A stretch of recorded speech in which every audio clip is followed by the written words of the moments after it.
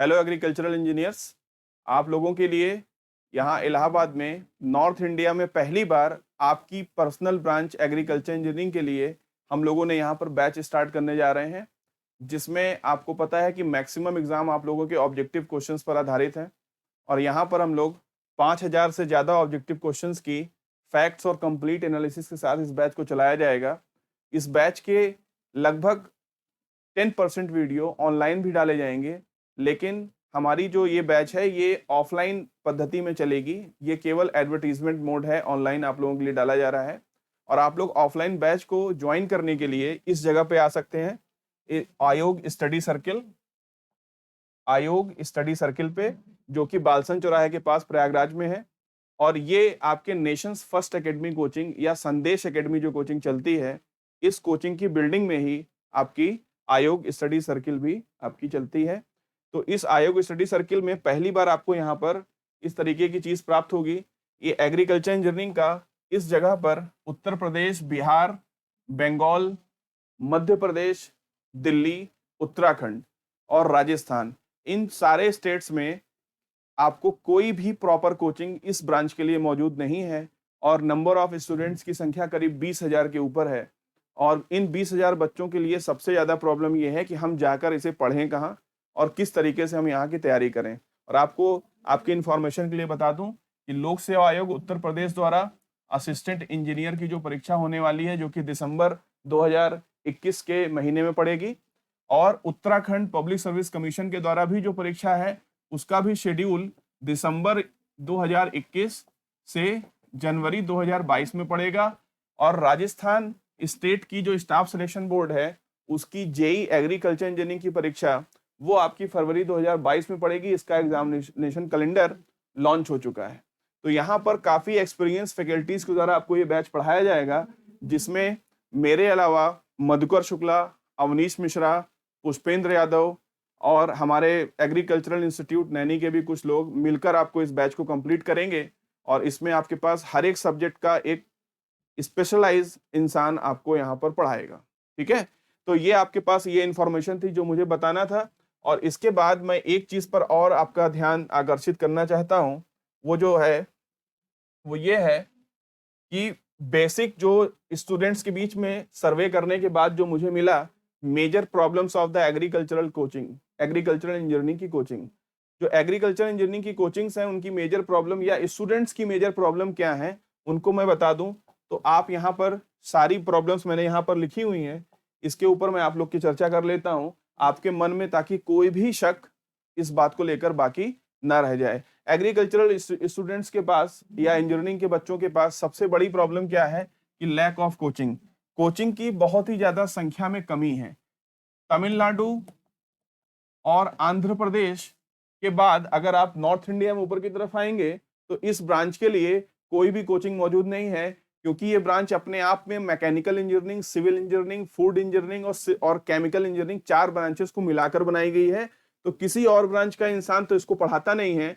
और इस ब्रांच के लोग भी हैं वो मैक्सिमम या तो जॉब करने लगते हैं या तो मास्टर्स करके कहीं पर बिजी हो जाते हैं। और इसको पढ़ाने के लिए जो कंटेंट चाहिए वो इतनी बुक्स में फैला हुआ है, जिसकी वजह से इस ब्रांच को छोटे में समेट पाना बड़ा ही मुश्किल काम हो जाता है। और इसीलिए हम लोगों ने इसको यहाँ पर स्टार्ट किया है। तो लैक ऑफ कोचिंग की समस्या आपकी एग्रीकल्चर इंजीनियरिंग के जितने भी बच्चे हैं उनकी आज से ही समाप्त हो गई। दूसरे नंबर पे है लैक ऑफ टीचर्स। तो लैक ऑफ टीचर्स में भी आप लोगों को इसके पढ़ाने वाले लोग भी कम मिलते हैं। अगर आप इलाहाबाद में सर्वे करेंगे तो इस शहर के अंदर 10 एग्रीकल्चर इंजीनियर से ज्यादा इंजीनियर्स आपको नहीं मिलेंगे। और अगर आप इंडिया का सर्वे करते हैं तो पूरे इंडिया में 15,000 से ज्यादा एग्रीकल्चर इंजीनियर इंजीनियरिंग करके ही नहीं निकलते हैं। और अगर उत्तर प्रदेश की बात करें तो ज्यादा से ज्यादा 50 एग्रीकल्चर इंजीनियर ऐसे हैं जो पढ़ाने लायक हैं, या वो कहीं ना कहीं जॉब अगर पकड़ चुके हैं तो पढ़ाने के लिए भी नहीं बचे। ठीक है, तो आपके पास लैक ऑफ टीचर्स की भी प्रॉब्लम हम लोग यहाँ पर सॉल्व कर चुके हैं, क्योंकि हमारे पास क्वालिफाइड और well educated MTech and PhD holders की लिस्ट है पूरी। ठीक है, तो यहाँ पर भी आपकी चिंता करने की बात खत्म हो गई। स्टूडेंट्स की जो दो मेजर प्रॉब्लम थी उसका सोल्यूशन मैंने बहुत ही मेहनत से खोजा है।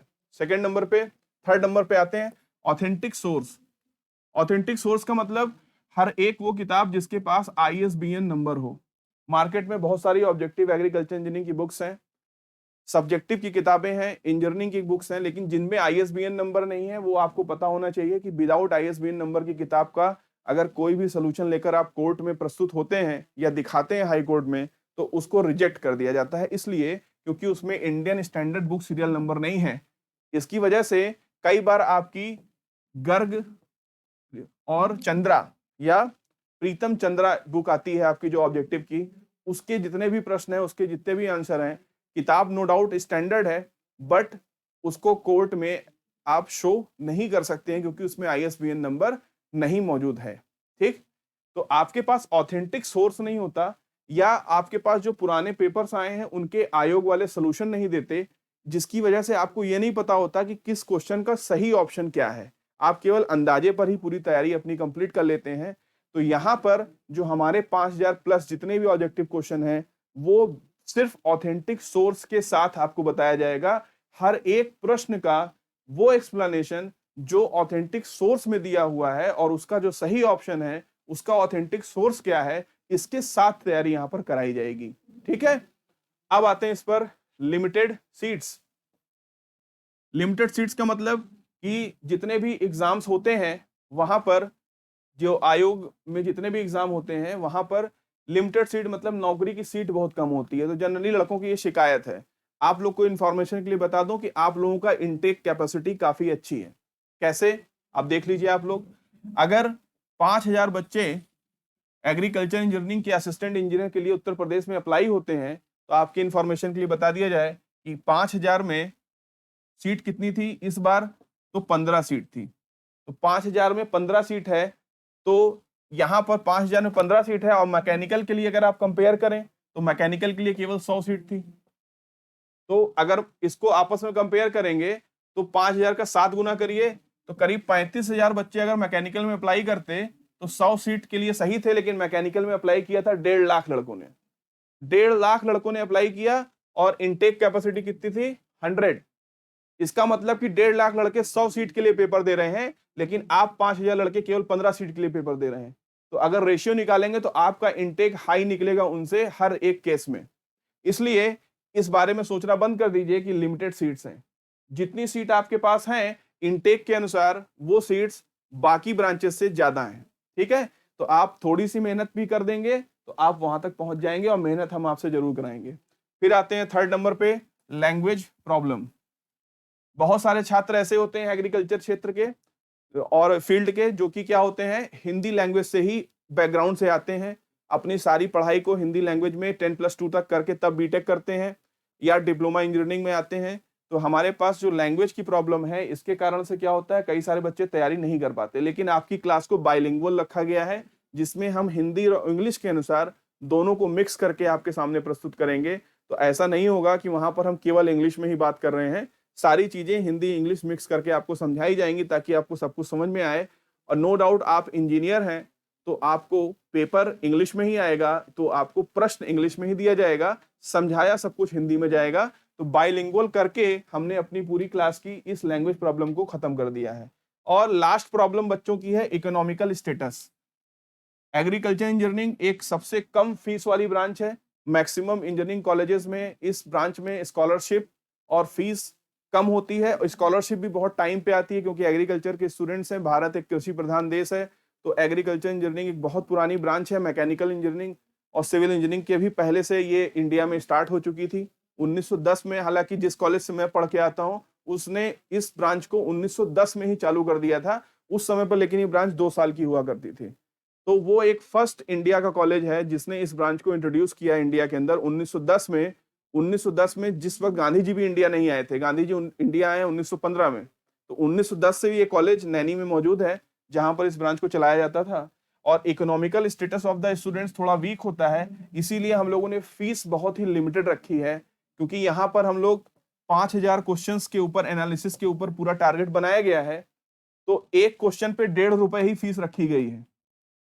एक क्वेश्चन पे 1.5 रुपए, तो अगर मल्टीप्लाई करेंगे तो ये कितना आएगा, 7,500 रुपए। 4 महीने का आपका बैच है, 7,500 रुपए इसकी फीस रखी गई है। और जो फर्स्ट 50 स्टूडेंट्स हैं उनके लिए 20% डिस्काउंट के साथ ही आपका रहेगा। तो 20% डिस्काउंट में फॉर फर्स्ट 50 स्टूडेंट्स ये आपका हो जाएगा 6000। 6000 रुपए में ये ऑफलाइन बैच है।